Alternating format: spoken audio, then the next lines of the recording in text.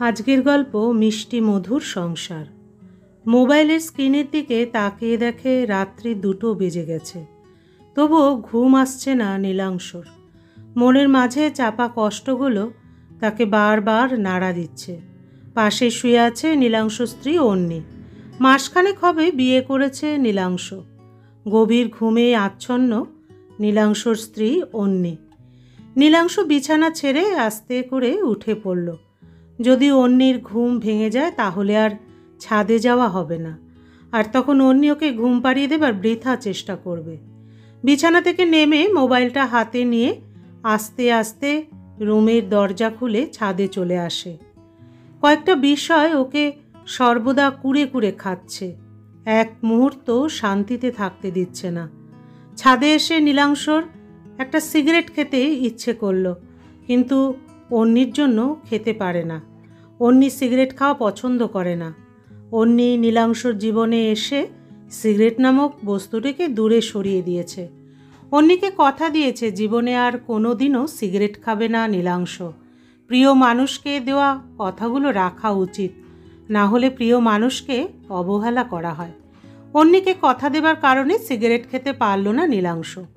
মনকে কোনোভাবেই বোঝাতে পারছে না।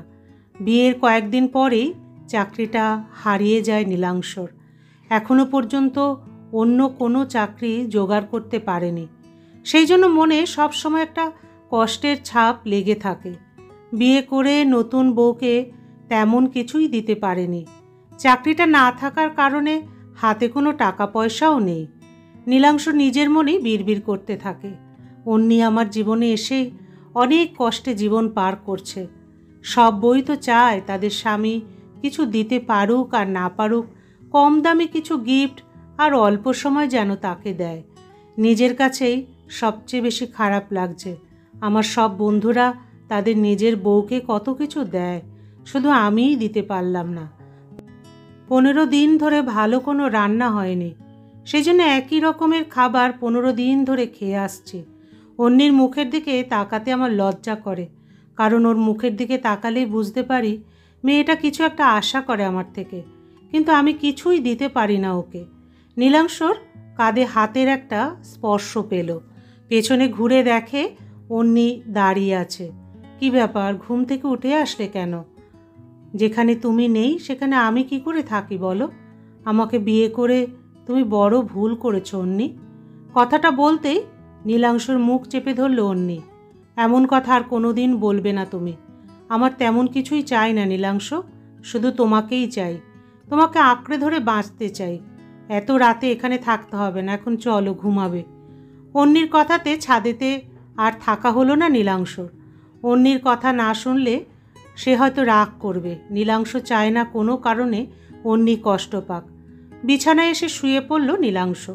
অন্নি নীলাংশর চুলে বিলি কেটে দিচ্ছে আর ও ঘুমোনোর বৃথা চেষ্টা করছে। কখন যে ঘুমিয়ে পড়েছে নিজেই আর জানে না। সকালে ঘুম থেকে উঠে দেখে অন্নি নীলাংশর বুকে মাথা রেখে ঘুমিয়ে আছে। সকাল হয়েছে অনেক আগেই। অন্নির হয়তো ঘুম ভাঙছে না, সেই জন্য বিছানা ছেড়ে উঠতে পারছে না। অন্নিকে জাগিয়ে তুলতো মন সায় দিল না। মেয়েটার মুখের দিকে তাকিয়ে থেকে নীলাংশ শুয়েই থাকলো। কিছুক্ষণ পরেই অন্নির ঘুম ভেঙে যায়। ঘুম থেকে উঠেই দেখে ওর বরের বুকে মাথা রেখে ঘুমিয়েছিল। তাই একটু লজ্জা পেল, কারণ নীলাংশর বুকে মাথা রেখে ঘুমিয়েছে আর ও সেটা দেখে ফেলেছে। অন্নি ঘুম থেকে উঠে ফ্রেশ হয়ে রান্না করতে চলে গেল। নীলাংশ বলল, আমি ফ্রেশ হয়ে একটু বাইরে বেরিয়ে আসি। বাড়ির বাইরে যেতেই দারোয়ান পেছন থেকে ডাক দিল, দাদা আপনার একটা চিঠি এসেছে। কই দেখি, এই যে নিন। চিঠিটা হাতে নিয়ে নিল নীলাংশ। চিঠিটা খুলে দেখে চাকরির অ্যাপয়েন্টমেন্ট লেটার। নীলাংশ খুশিতে, মানে আমার চাকরি হয়ে গেছে। কিছুদিন আগে একটা অফিসে ইন্টারভিউ দিয়েছিলাম, ভাবছিলাম হবে না, কিন্তু সেখানেই আমার চাকরিটা হয়ে গেছে। মনে মনে নীলাংশ খুব খুশি। এখন থেকে আর কোনো দুঃখ কষ্ট থাকবে না আমাদের। অনেক দিন পরে একটু হাসলাম। বাইরে না গিয়ে বাড়িতেই চলে আসলো নীলাংশ। আবার ঘরে ঢুকে অন্নিকে খুঁজতে থাকে। খুঁজে দেখে অন্নি রান্নাঘরে রান্না করছে। নীলাংশ রান্নাঘরে যেতেই অন্নি দেখতে পেয়েছে। ওখানে দাঁড়িয়ে কেন, ভেতরে আসো। ভেতরে ঢুকে অন্নিকে জড়িয়ে ধরে নীলাংশ। এই ছাড়ো, কি করছো এসব? দেখছো না রান্না করছি।